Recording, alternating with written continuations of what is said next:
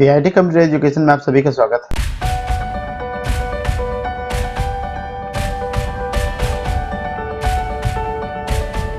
आज हम बताने जा रहे हैं प्रधानमंत्री फसल बीमा योजना के बारे में। जितने भी सीएससी संचालक हैं उनको एक काम मिला है कि जितने भी किसान भाई हैं उनकी फसलों का बीमा करना होता है। इसके लिए उनको प्रॉपर जानकारी नहीं है वो किस प्रकार का उनका फसल बीमा रजिस्टर करेंगे और उनसे कितना प्रीमियम लेना है और प्रीमियम लेने के बाद उनके डॉक्यूमेंटेशन कैसे करना है और उनके बाद उनको रजिस्टर कैसे करना है। इन सब चीज़ों के बारे में हम जानकारी आपको एक एक करके देते हैं। तो सबसे पहले हम यहाँ पर आपको एक पोर्टल ओपन करके दिखाते हैं। इकोनॉमिक टाइम्स इंडिया.com के मुताबिक यहाँ पे आपको प्रधानमंत्री फसल बीमा के बारे में अच्छी खासी जानकारी दी गई है, जिसमें आप यहाँ पे दिया गया हुआ है कि हर साल प्राकृतिक आपदा के चलते भारत में किसानों को काफ़ी नुकसान उठाना पड़ता है और आंधी ओले में यानी किसान भाइयों की जो फसलें नुकसान हो जाती हैं बारिश और इसका के कारण या किसी प्रकार की आपदा के कारण फसल जल जाती है या कुछ भी नुकसान हो जाता है, तो उन फसलों के नुकसान की भरपाई करने के लिए प्रधानमंत्री ने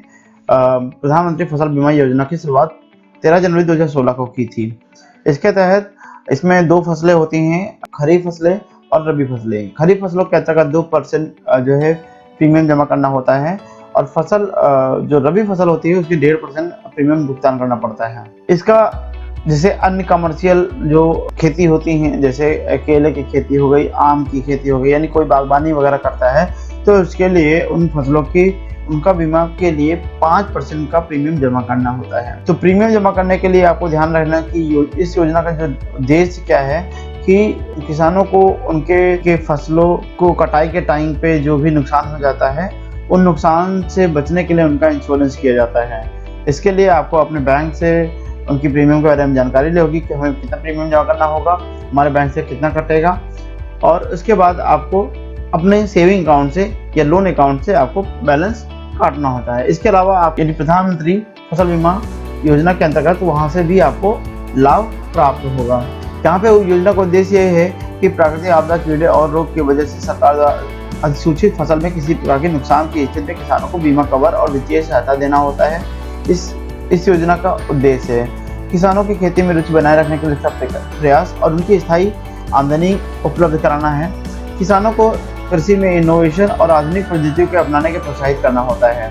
यानी अगर कोई किसान अपने खेती में कुछ नया इनोवेशन करना चाहता है, यानी अगर वो एक रेगुलर खेती करता है जैसे धान, आलू और अन्य खेती के छोड़कर वो किसी व्यावसायिक खेती में जाना चाहता है, तो इसके लिए भी भारत सरकार ने काफ़ी उचित कदम उठाए हुए हैं और कृषि में ऋण की भी उपलब्धता यहाँ पे सुनिश्चित कराई है। इसका फॉर्म ऑनलाइन ऑफलाइन दोनों मिल जाता है और इस जगह पे इस कॉलम में आपको ये जानकारी दी गई है कि खरीफ फसल में आपको 2% प्रीमियम देना होगा और रबी फसल में 1.5% देना होगा और किसी प्रकार की वार्षिक जो होती है यानी सालाना फसल जो होती है जैसे आम की खेती हो गई या केले की खेती होगी, इनके लिए आपको 5% प्रीमियम जमा करना होता है। इनके लिए दस्तावेजों की क्या ज़रूरत होती है, दस्तावेज आपको कैसे करना होता है, तो आप दस्तावेज के लिए आप एक फ़ोटो लेके जाएंगे किसी भी सीएससी केंद्र पे, यानी आप और उसके आईडी प्रूफ में आपका आधार कार्ड, पैन कार्ड या ड्राइविंग लाइसेंस होना ज़रूरी होता है। इसके लिए आपको अगर उसका खेत अपना है तो उसका खसरा नंबर आपको होना ज़रूरी होता है, यानी उसकी खितौनी की आवश्यकता होती है। अगर उसकी फसल बुआई हो चुकी है तो उसका सबूत पेश करना होगा। सबूत पेश करने के लिए पटवारी सरपंच से या प्रधान से लिखवा के इसके जो है लिखवा सकते हैं वो कि वो उन्होंने ये फसल बोई हुई है। अगर खेत बटाई पे दिया है, किराए पे दिया हुआ है, तो इसके लिए आपको किसान के जो मालिक होता है यानी जो खेत का जो मालिक होता है तो वहाँ पर उनके डॉक्यूमेंटेशन की आवश्यकता होती है, यानी उनके साथ जो भी करार हुआ है आपका, उन करार को आपको यहाँ पे जमा करना होगा। करार के साथ साथ आपको खसरा नंबर और खेत की संख्या भी आपको साफ साफ लिखी होनी चाहिए और इसके साथ साथ ये भी लिखा होना चाहिए कि फसल जो खेत का मालिक है वो कौन है। दूसरे डॉक्यूमेंटेशन की जरूरी होती है, आपको एक कैंसिल चेक की आवश्यकता होती है, यानी अगर फसल की किसी प्रकार की नुकसान हो जाती है तो वहाँ पर आपको एक कैंसिल चेक लगाना आवश्यकता होती है। जरूरी क्या होता है, कैसे रजिस्टर करेंगे? रजिस्टर करने के लिए सबसे पहले आपकी बहुत इंपॉर्टेंट बातें होती हैं कि फसल की बुवाई की, यानी अगर किसी प्रकार की रबी या खरीफ फसल की आप बुआई कर रहे हैं तो इन फसलों के अंतर्गत आपको 10 दिनों के अंतर्गत आपको इस फॉर्म को भरना जरूरी होता है। फसल कटने के 14 दिनों के बीच यानी काटने के 14 दिन अगर किसी प्रकार की आपदा का नुकसान हो जाता है तो इसका लाभ उठा सकते हैं। लाभ उठाने के लिए आपको अपने बैंक में जाकर इसकी कंप्लेंट करनी होगी और उसके साथ साथ आपके जो लेखपाल महोदय होते हैं वहां पे अपने दस्तावेजों को जमा करना होगा। वेब पोर्टल की लिंक मैं आपको डिस्क्रिप्शन बॉक्स में दे दूंगा, तो जहां से आप इसको आसानी से पढ़ सकते हैं। अब चलिए हम आपको बताते हैं कि अगर आपको प्रधानमंत्री फसल बीमा योजना के अंतर्गत आपको रजिस्टर करना है तो कैसे रजिस्टर करेंगे। रजिस्टर करने के लिए गूगल पे जाकर pmfby.gov.in पर क्लिक करेंगे। क्लिक करने के बाद आपको ऐसा एक पोर्टल डैशबोर्ड ओपन हो जाएगा। अगर आपको इंश्योरेंस प्रीमियम यानी आपकी ज़मीन कितनी है और आप अगर उसका इंश्योरेंस प्रीमियम जानना चाहते हैं कि हमारा कितना इंश्योरेंस लगेगा यानी हमको कितना प्रीमियम जमा करना पड़ेगा, तो आप इंश्योरेंस प्रीमियम पर क्लिक करेंगे। यहाँ पर कैलकुलेटर पर क्लिक कर दिया और यहाँ पे आप सीजन आप जैसे अभी खरीफ धान की खेती चल रही है तो खरीफ फसल के अंतर्गत आता है और ईयर 2020 यहाँ पे आप क्लिक करेंगे और स्कीम आपकी कौन सी है, प्रधानमंत्री फसल बीमा योजना के अंतर्गत होगा। स्टेट आपको जो भी आपने स्टेट सेलेक्ट कर लिया और आपकी डिस्ट्रिक्ट सेलेक्ट कर लिया और डिस्ट्रिक्ट सेलेक्ट करने के बाद यहाँ पे आपके जो भी आपने खेती की बुआई करी है, खेती में बुआई की है, उसको यहाँ पे सेलेक्ट कर लेंगे यानी पैडी पे क्लिक कर देंगे और आपकी यहाँ पे एरिया यानी आपकी ज़मीन का एरिया दिखाना होगा। अगर 1, 2 बीघे, 3 बीघे, 4 बीघे जितने भी होगी उस हिसाब से वहाँ पे आपकी खतौनी पर एरिया लिखा होगा। तो यहाँ पे हमने लिखा 0.73।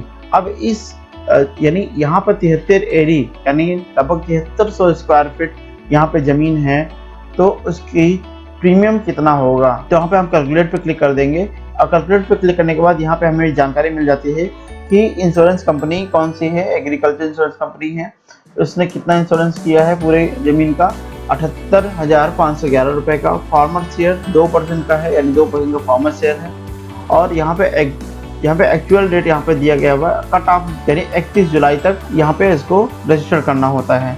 इसके साथ साथ क्रॉप में यहाँ पे आपको जो खेती कौन सी है, ये आप यहाँ पे धान की खेती की गई है, ज़मीन यहाँ पे दिखी है और किसान को जो शेयर जमा करना होगा 2% के हिसाब से वो 1146 रुपये किसान को जमा करना होगा अगर वो अपनी खेती का इंश्योरेंस कराना चाहता है तो। इसके साथ साथ गवर्नमेंट जो है 2762 रुपये वो गवर्नमेंट अपनी तरफ से जमा करेगी। इस तरह से टोटल आपकी 57,313 रुपये का पूरा जो है इंश्योरेंस आपका हो जाता है। तो ये तो डिपेंड करता है गवर्नमेंट के ऊपर कि वो आपको किस प्रकार से इंश्योरेंस पेड करेगी कि आपका नुकसान कितना हुआ है, वो नुकसान के आधार पे ही आपको भुगतान किया जाएगा। अब इसको हम यहाँ पर रजिस्टर कैसे करना है तो चलिए हम रजिस्टर करने के लिए बताते हैं। CSC पे जाएंगे, CSC लॉगिन करेंगे, यहाँ पर अपना स्टेट चुनना होगा। यहाँ पे अपना स्टेट चुनेंगे आप, तो हमने स्टेट चुन लिया। स्टेट चुनने के बाद यहाँ पे आपको ये जो आपको यहाँ पे दिख रहा है उत्तर प्रदेश 2020 खरीफ के अंतर्गत प्रधानमंत्री फसल बीमा योजना को सिलेक्ट करना होगा और सबमिट पर क्लिक कर देना होगा। सबमिट पर क्लिक करने के बाद यहाँ पे इस तरह डैशबोर्ड दिखाई पड़ेगा जिसमें एप्लीकेशन पर क्लिक करेंगे। एप्लीकेशन पर क्लिक करने के बाद आप यहाँ पे एप्लीकेशन फॉर्म यानी अगर किसी किसान का रजिस्टर करना चाहते हैं यानी इंश्योरेंस करना चाहते हैं तो आप यहाँ पे एप्लीकेशन फॉर्म पर क्लिक करेंगे। एप्लीकेशन फॉर्म पर क्लिक करने के बाद यहाँ पर सर्च बैंक बाई FSC पे क्लिक करेंगे, यहाँ पे यस या नो क्लिक कर देंगे तो ये आप कर सकते हैं। लेकिन अगर नहीं पता है FSC कोड तो यहाँ पर स्टेट पे क्लिक करेंगे और यहाँ पर स्टेट पे क्लिक करने के बाद यहाँ पे डिस्ट्रिक्ट सिलेक्ट करेंगे और डिस्ट्रिक्ट सिलेक्ट करने के बाद यहाँ पर बैंक का नाम चुनेंगे, किस बैंक पे आप अपने सेविंग अकाउंट है आपका, कहाँ से करना चाहते हैं। ब्रांच का नाम चुनेंगे तो यहाँ पे आप जैसे हमने ब्रांच का नाम चुन लिया और यहाँ पे आपका सेविंग अकाउंट है या लोन अकाउंट है ये आपको दिखाना होगा। तो अगर आपने KCC ले रखी है तो आप लोन पे क्लिक करेंगे वरना सेविंग अकाउंट से प्रीमियम कटवाएंगे और यहाँ पे सेविंग अकाउंट के लिए आपने यहाँ पे अकाउंट नंबर डाल दिया, यहाँ पे आप कंफर्म अकाउंट नंबर करेंगे और उसके बाद चेक बैंक डिटेल पे क्लिक कर देंगे। जैसे क्लिक कर देंगे तो यहाँ पे आप देख सकते हैं कि हमारी ऑलरेडी यहाँ पे भरा हुआ है। तो यहाँ पे नेम एज पासबुक पे क्लिक करेंगे और यहाँ पे आधार पे क्लिक करना है। यहाँ पे आधार के आधार पे जो है आपको यहाँ पे नेम सेलेक्ट करना है और यहाँ पर आधार नंबर डाल के इसको वेरीफाइड कर देना है। अगर ये नंबर सही होता है तो यहाँ पर आपको टिक करके आ जाएगा। टिक करने के बाद यहाँ पे आपको सन ऑफ रिलेशन में सन ऑफ टाइप करना होगा या डाटा ऑफ टाइप करना होगा या वाइफ यानी जिस किसान के नाम यहाँ पे जमीन है उसको यहाँ पे क्लिक करना होगा। उसके बाद यहाँ पे उसके रिलेटिव्स का नाम यानी जो किसान यानी खेतीहर किसान है वो यहाँ पर उसका रिलेशन क्या है और उसके पिताजी का नाम क्या है, उसके संबंध क्या है उससे। यहाँ पे मोबाइल नंबर टाइप करना होगा, उसका एज टाइप करनी होगी, मेल टाइप करना होगा और यहाँ पे जनरल टाइप करना होगा। यानी जनरल यहाँ पे अगर कोई कास्ट होती है तो यहाँ पे general, OBC, ST, SC type कर सकते हैं। इसके अलावा फार्मर कैटेगरी में आप खुद का ऑनर डालेंगे। अगर ऑनर है किसान अपनी ज़मीन का मालिक है तो यहाँ पे ऑनर सेलेक्ट करेंगे। और अगर आपका शेयर क्रॉपर है यानी जो किसान ले रखी है खेतीहर में, तो यहाँ पे शेयर क्रॉपर सेलेक्ट करेंगे। फार्मर टाइप में यहाँ पे स्मॉल सेलेक्ट करेंगे और उसके बाद यहाँ पर स्टेट उत्तर प्रदेश और डिस्ट्रिक्ट में आपने सेलेक्ट कर लिया और सब डिस्ट्रिक्ट में आपने यहाँ पे सेलेक्ट किया कि आपका जो है सब डिस्ट्रिक्ट क्या लगता है, आपका कस्बा क्या लगता है या आपका क्षेत्र क्या लगता है जहाँ पे आप बिलोंग करते हैं। रेजिडेंशियल में आप वही डालेंगे जो भी आपका कस्बा लगता है और अपना पिन कोड डाल के उसको क्लिक करके सेव एंड कंटिन्यू कर देंगे। सेव एंड कंटिन्यू करने के बाद यहाँ पर आपको बहुत इंपॉर्टेंट जानकारी भरनी होती है। तो यहाँ पर आपको डिस्ट्रिक्ट सेलेक्ट करना होगा। जैसे यहाँ पर हमने डिस्ट्रिक्ट सेलेक्ट कर दिया और यहाँ पर हमने उसका ब्लॉक सेलेक्ट कर लिया और ब्लॉक सेलेक्ट करने के बाद यहाँ पे न्याय पंचायत अगर जैसे यहाँ पे आपको कोई आपका जैसे आप ब्लॉक सेलेक्ट करेंगे वैसे आपके गांव का न्याय पंचायत का नाम आ जाएगा, तो यहाँ पर क्लिक कर देंगे। उसके बाद यहाँ पर ग्राम पंचायत को सिलेक्ट कर लेंगे और यहाँ पर ग्राम पंचायत सेलेक्ट करने के बाद यानी आपका ग्राम पंचायत कौन सा लगता है तो वहाँ पे आप ग्राम पंचायत सेलेक्ट करने के बाद यहाँ पे हमने ग्राम पंचायत सेलेक्ट कर लिया। उसके बाद यहाँ पे हमने उसका जो विलेज है वो सिलेक्ट कर लिया। न्याय पंचायत ग्राम पंचायत ध्यान रखिएगा, चाहे ग्राम पंचायत आप सिलेक्ट कर लेंगे तभी आपका नाम यहाँ पे दिखाई पड़ेगा। इसके बाद यहाँ पर अपने जो पैडिंग सिलेक्ट करेंगे यहाँ पर और यहाँ पे शोविंग मतलब शोविंग डेट का मतलब बुआई की डेट क्या है। यहाँ पे आपको ये बुआई कब करी है तो आप यहाँ पर बुआई आप 1 जुलाई से लेकर 31 जुलाई तक बीच में डाल सकते हैं। तो यहाँ पर हमने 1 जुलाई कर दिया। यहाँ पे मान लीजिए 1 जुलाई से हमने यहाँ पे खाता नंबर सर्वे खाता नंबर 1 2 3 कुछ भी डाल देंगे। यहाँ पर खसरा नंबर जरूर डालना होगा आपको। खसरा नंबर डालने के लिए आपको यहाँ पे खसरा नंबर डाल दिया। कितना एरिया आपने इंश्योरेंस कराना है तो यहाँ पे आप डालेंगे 0.7 एरिया। ये आपके खतौनी पे आपका जितना भी एरिया लिखा होगा, जितना भी आपने बुआई की है, कितना इंश्योरेंस आपको कराना चाहते हैं तो उतना यहाँ पे क्लिक कर देंगे और उसके बाद यहाँ पे क्लिक कर देंगे। यहाँ पे जैसे बाहर आपने एरिया डालने के बाद जैसे बाहर क्लिक कर दिया तो देखिए यहाँ पे सम इंश्योरेंस आपको लिख के आ जाएगा और आपका फार्मर शेयर यहाँ पे कितना आ जाएगा टोटल प्रीमियम यानी 3908 रुपये टोटल प्रीमियम बनता है। यानी अगर 73 एरिया आपने डाला है ये इंश्योरेंस एरिया जो है आपकी खतौनी के ऊपर चढ़ा होगा।